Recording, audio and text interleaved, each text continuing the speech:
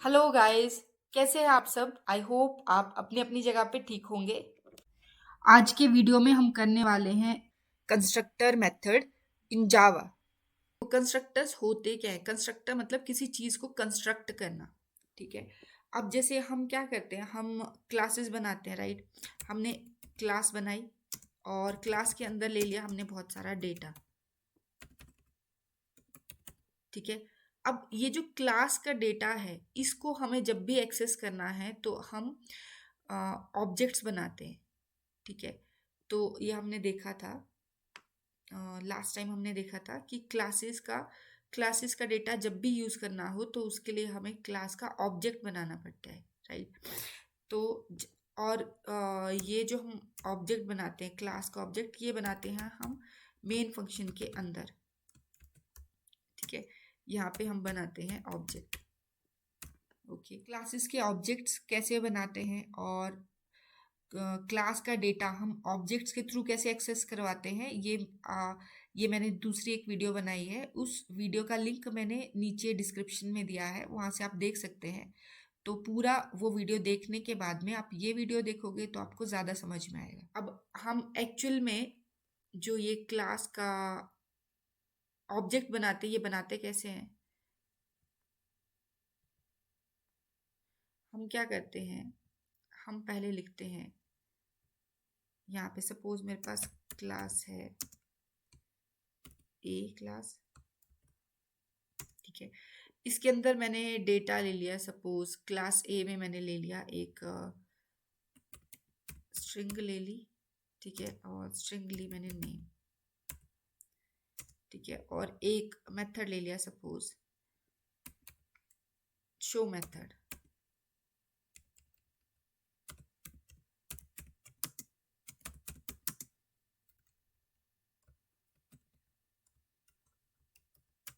ठीक है। और इस शो मेथड में मैं सिर्फ प्रिंट करा रही हूँ, सपोज कुछ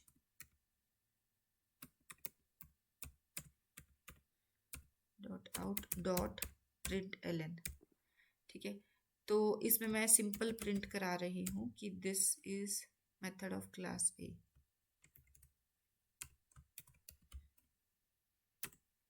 this is method of class ए। यहाँ मैंने ले लिया एक मेन मेथड।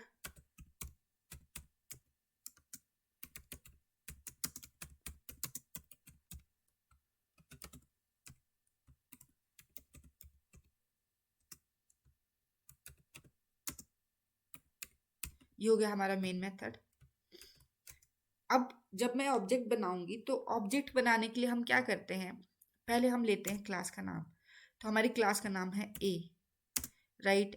जब हमने क्लास का नाम लिया तब इसका एक वेरिएबल लेते हैं, एक हमको एक इंस्टेंस बनानी पड़ती है। तो हम यहाँ पे ले लेंगे, सपोज इसका नाम रख लेते हैं ऑब्जेक्ट 1। ठीक है। तो अभी ये कैसा है, जैसे सपोज कि मुझे अगर कोई डेटा लेना हो इंटीजर टाइप का। ठीक है। अगर मैं इंटीजर टाइप का डेटा लूँ, int A is equal to 23। तो यहाँ पे क्या होता है, ए वेरिएबल बनाया मैंने, कौन से टाइप का बनाया? इंटीजर टाइप का। ठीक है। तो इंटीजर टाइप का ये वेरिएबल बनाया है जिसमें ये डेटा हम सेव करते हैं। ठीक है। तो अब वैसे ही इसमें क्या, ये इसमें जब हम ये लिखते हैं तो ये क्या है, ये मैंने एक वेरिएबल बनाया है। ये जो क्लास ए है, इस क्लास ये क्लास इस क्लास टाइप का मैंने यहाँ पे एक वेरिएबल बनाया। ठीक है। अब क्या होता है कि ऑब्जेक्ट बनाने के लिए, मतलब ऑब्जेक्ट हम बना रहे हैं, इस क्लास का डेटा हमने जो लिया उसके लिए जब हम ऑब्जेक्ट बना रहे हैं तो क्लास का डेटा मतलब हमने एक स्ट्रक्चर तैयार किया है, सिर्फ स्ट्रक्चर इन द सेंस जैसे डिज़ाइन तैयार किया है, एक स्ट्रक्चर तैयार किया है। और वो जो स्ट्रक्चर तैयार किया है उसके लिए हमें एक एक्चुअल ऑब्जेक्ट चाहिए। तो इस स्ट्रक्चर का एक्चुअल ऑब्जेक्ट बनाएंगे जब, तो ऑब्वियसली वो ऑब्जेक्ट कुछ जगह ऑक्यूपाई करेगा। ठीक है। तो जगह ऑक्यूपाई करने के लिए मेमोरी में जब ऑक्यूपाई करनी है इसने जगह, तो हम लिख लेते हैं न्यू। न्यू मतलब अब ये आ गया, ये ऑब्जेक्ट हमारा आ गया है, न्यू ऑब्जेक्ट, तो इसके लिए जगह ऑक्यूपाई होनी है। और साथ में हम लिखते हैं ये सॉरी, साथ में ये लिखते हैं हम, ठीक है। अब ये तो है क्लास की टाइप, ठीक है। ये जो हमने क्लास ली है, ये ए क्लास, तो यहाँ पे हमने क्या किया, जब जो ऑब्जेक्ट बनाना था उसकी टाइप ले ली और उसका वेरिएबल हमने यहाँ बना लिया। जब ऑब्जेक्ट बना रहे थे, मतलब जब ऑब्जेक्ट बनना है, तो हमने यहाँ पे जगह ऑक्यूपाई कर ली ऐसे। तो इसमें न्यू मतलब, अब न्यू जब भी कोई नई चीज आएगी तो हम न्यू ही बोलेंगे, तो यहाँ पे न्यू आ गया, न्यू। ये क्या आ गया, ये है, इसको बोलते हैं हम कंस्ट्रक्टर मेथड। ये कंस्ट्रक्ट करेगा मेमोरी में जितनी भी जगह हमें चाहिए, जो कि क्लास का डेटा। अब देखो, ये क्लास में डेटा है, हमारे पास एक एट्रीब्यूट है और एक हमारे पास मेथड है, ठीक है। यहाँ तक है मेथड, ओके। ये एक मेथड है, ओके। इस मेथड को क्लोज भी करना चाहिए था।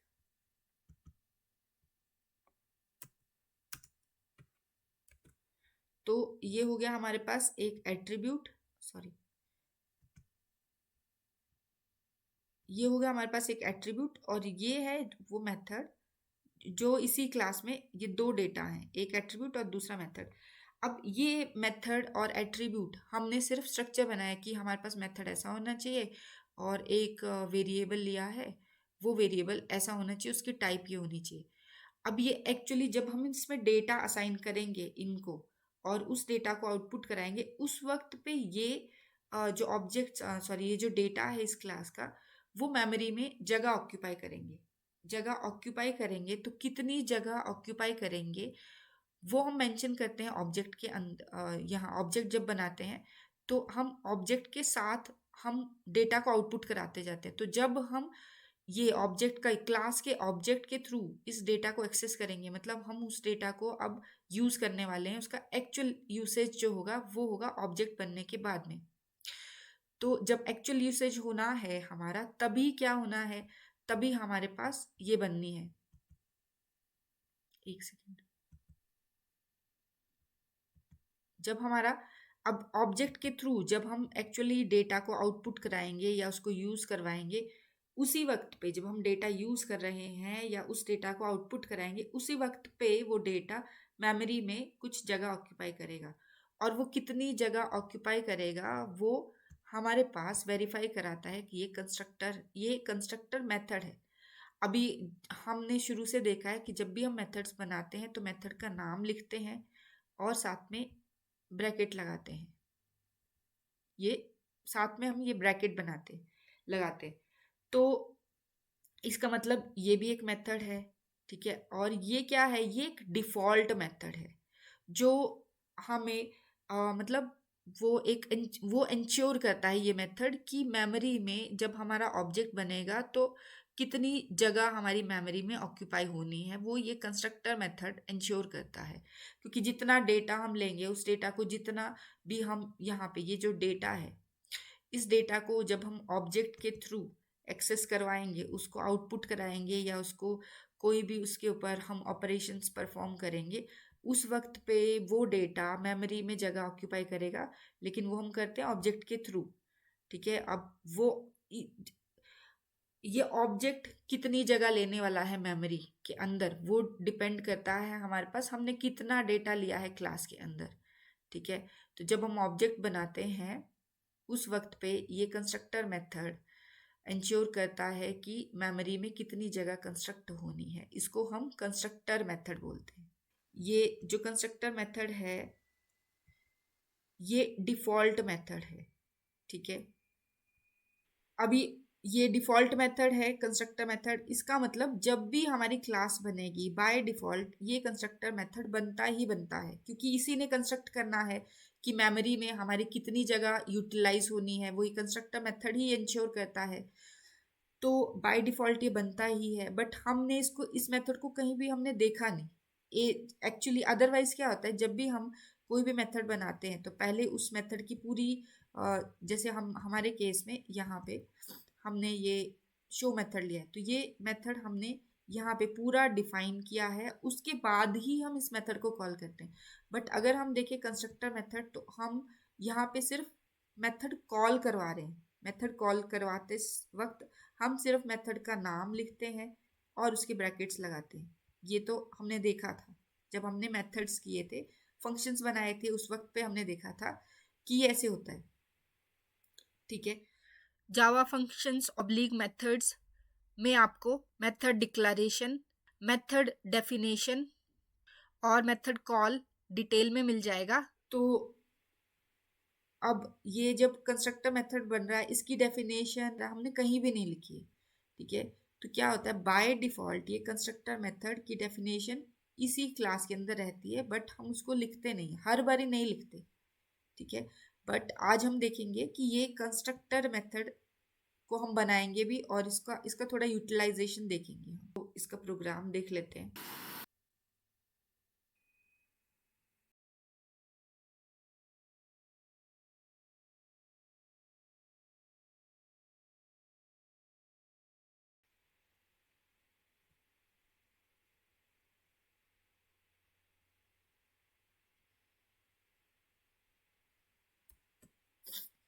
ठीक है, तो ये हमने बना ली स्टूडेंट नाम की क्लास। ठीक है, और इसमें एक मेन मेथड भी है। तो देखो अब हम क्या करेंगे, यहाँ पे स्टूडेंट का हम ले लेते हैं एक तो उसका नेम और एक मेथड लिख लेते हैं इसके अंदर। तो हमने स्टूडेंट का यहाँ पे नेम ले लिया, स्ट्रिंग टाइप का डेटा लिया, नेम वेरिएबल, और यहाँ पे एक मेथड बना लेते हैं स्टूडेंट असाइनमेंट नाम का। तो हम इसको लिख लेंगे पब्लिक void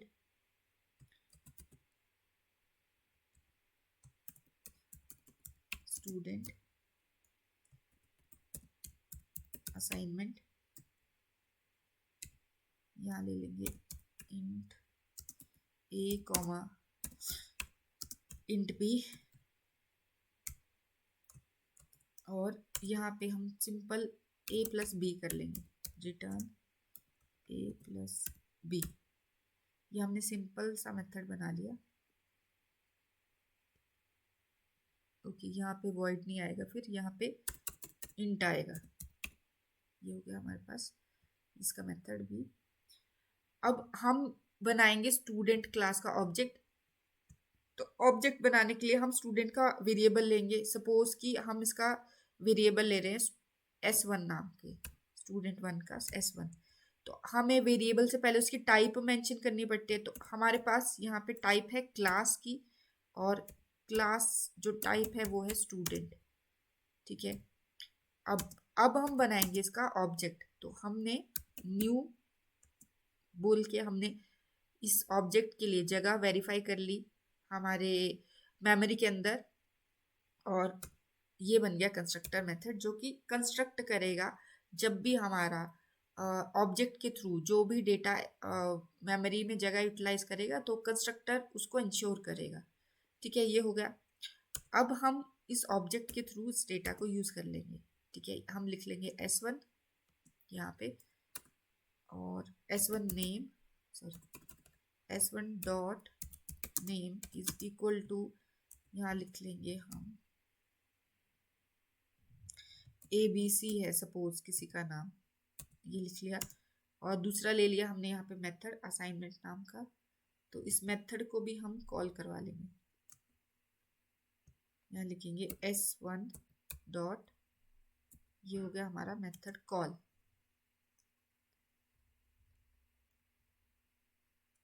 यहाँ इसको आर्ग्यूमेंट्स ले लेते हैं प्रॉपर, 4,5 ले लिए हमने आर्ग्यूमेंट्स, और इसको प्रिंट करवा लेते हैं हम system dot out dot print Elon.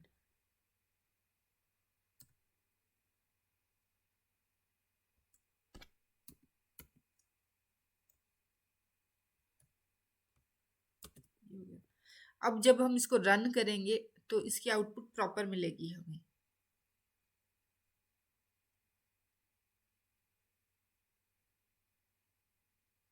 Output आनी चाहिए। ओके, नेम तो हमने प्रिंट ही नहीं करवाया, नेम को भी प्रिंट करवा लेते हैं।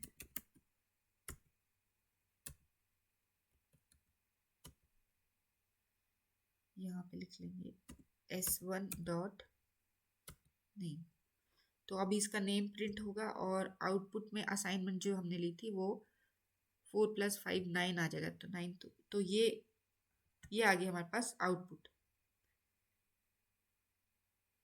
ABC आ गया इसका नेम और 9 आ गया असाइनमेंट की वैल्यू 9। अभी इतना तो हमने किया जब हमने क्लासेस एंड ऑब्जेक्ट्स बनाए थे। तो उस वक्त पे हमने देखा था कि क्लास बनाते हैं, उसका ऑब्जेक्ट बनाते हैं और पूरा का पूरा डेटा हम क्लास का एक्सेस करवाते हैं ऑब्जेक्ट के थ्रू। ठीक है, ये अब देखो हम यहाँ बनाएंगे कंस्ट्रक्टर मेथड। तो हम कंस्ट्रक्टर मेथड का नाम वही रहता है हमेशा, जो हमारी क्लास का नाम है वही रहता है बाय डिफॉल्ट। कंस्ट्रक्टर मेथड का नाम भी वही रहता है। तो हम यहाँ पे अब कंस्ट्रक्टर मेथड बनाएंगे तो हम उसको ले लेंगे पब्लिक वॉइड और उसका नाम रहेगा स्टूडेंट।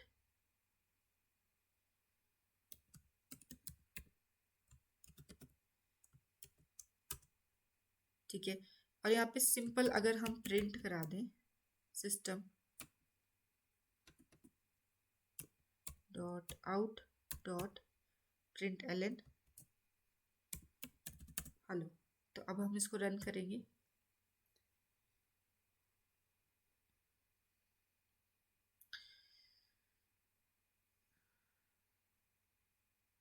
इसमें कुछ रिटर्न टाइप नहीं आती।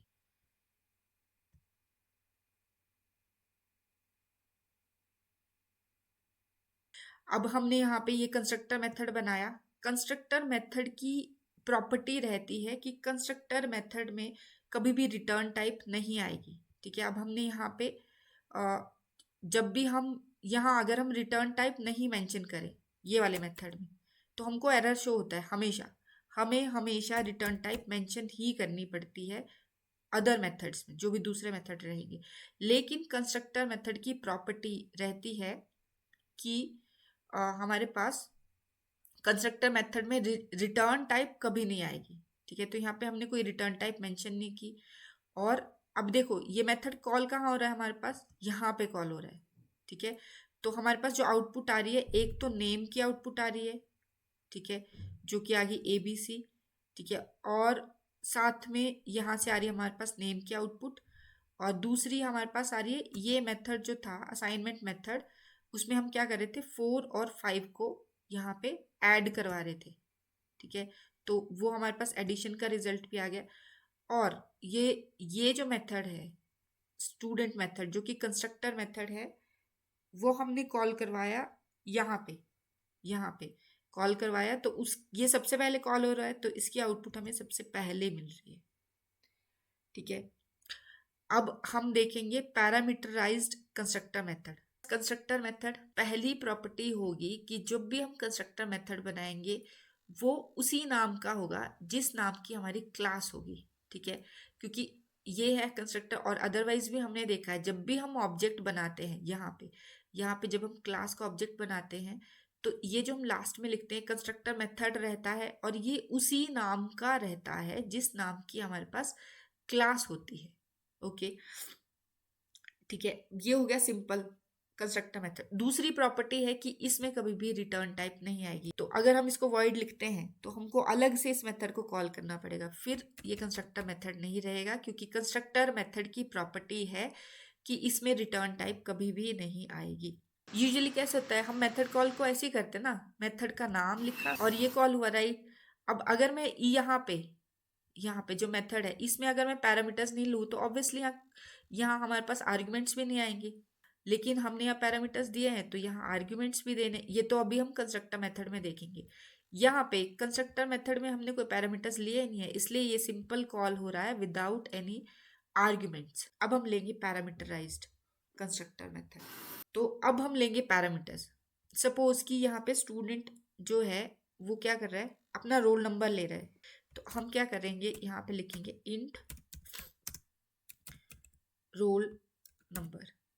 ठीक है, इतना लिख लिया हमने। अब इस रोल नंबर को हम यहाँ पे प्रिंट करा देंगे। यहाँ पे इसका रोल नंबर हम प्रिंट करा रहे हैं। ठीक है, अब क्योंकि रोल नंबर हमने लिया है पैरामीटर, तो ऑब्वियसली इसका आर्ग्यूमेंट भी पास करना पड़ेगा, और आर्ग्यूमेंट पास करते हैं मेथड कॉल में। तो हम यहाँ पे आर्ग्यूमेंट दे देंगे, इसका रोल नंबर है सपोज 12, तो हमने ये दे दिया। अब हम इसका देखते हैं आउटपुट। तो आउटपुट में ये रन करेंगे प्रोग्राम, फिर हमारे पास आउटपुट आया इसका 12। ठीक है, हमने रोल नंबर लिया था, ठीक है, ये रोल नंबर हमने पैरामीटर पास किया था यहाँ पे, तो यही पैरामीटर की वैल्यू हमने यहाँ पे भी ले ली, क्योंकि हमें आर्ग्यूमेंट पास करना पड़ना था, और आउटपुट हमारे पास आ गई 12। ठीक है, और ये ABC आ गया उसका नेम, और 9 आ गई उसकी असाइनमेंट की वैल्यू। तो ये पूरा आउटपुट हमें मिल गया ऐसे। तो ये हो गया हमारे पास constructor method with parameter and without parameter. तो हमारे पास कंस्ट्रक्टर मेथड की पहली प्रॉपर्टी है कि name of constructor method is same as the name of class. ये होगी पहली प्रॉपर्टी। दूसरी प्रॉपर्टी है कि कंस्ट्रक्टर मेथड